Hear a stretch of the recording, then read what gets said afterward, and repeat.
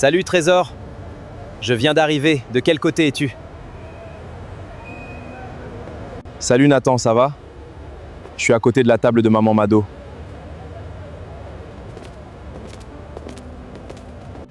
Oui, ça va.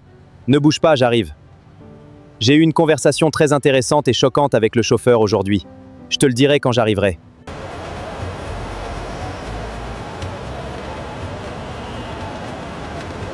Oui, ça va Nathan? Oui, ça va. Juste un peu fatigué, mais ça va. T'inquiète pas, ça ira. Tu dois te coucher tôt et laisser ton téléphone tranquille. Je voulais te voir avant d'aller travailler. Il fait longtemps qu'on se vu. Oui, il fait très longtemps, mon frère. Comme par hasard, je suis tombé sur une conversation bizarre en arrivant ici avec le chauffeur de taxi. Il est d'origine sénégalaise. Tu sais ce qu'il m'a dit? Il dit que lui et sa famille vivent ici au Congo depuis des décennies. 3 générations selon lui, et qu'ils ne sont plus des Sénégalais, mais Congolais natifs. Il a également déclaré que tous les Congolais de la diaspora ne sont plus Congolais, mais que lui et sa famille sont plus Congolais qu'eux, en particulier ceux qui sont nés dans la diaspora.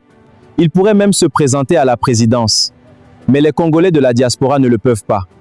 Que c'est la conversation la plus absurde que j'ai jamais entendue. Mais ce n'est pas la première fois, j'ai déjà entendu quelque chose de similaire dans les réseaux sociaux. La plupart des étrangers au Congo disent cela et il n'est pas le seul. Tu sais quoi? C'est leur plan. Ils avaient prévu que les Congolais natifs quittent le Congo en utilisant la guerre et la famine, que d'autres meurent pour que les nouveaux Congolais puissent les remplacer. En gros, les étrangers nés au Congo deviennent les nouveaux natifs congolais. C'est ce qu'on appelle le grand remplacement. Ce ne sont pas seulement les étrangers nés ici qui nous remplacent, mais aussi les étrangers qui se sont installés ici venant d'ailleurs. C'est inscrit dans la Constitution. Toute la diaspora congolaise n'est plus congolaise. Exactement, vous imaginez qu'ils puissent proférer un mensonge aussi énorme? Prétendent qu'ils vivent au Congo depuis 3 générations alors que c'est faux. La colonisation s'est terminée en 1960, 66 ans plus tard. Comment pourraient-ils vivre ici depuis 3 générations? Même s'ils ont vécu ici pendant 5 décennies, en quoi cela fait-il d'eux des Congolais natifs? C'est de la folie. Ils ne seront jamais des Congolais natifs. Les choses ne fonctionnent pas comme ça. Nous avons besoin de lois fortes au Congo.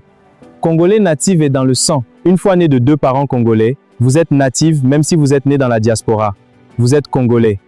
Ils peuvent devenir présidents, contrairement aux étrangers nés ici.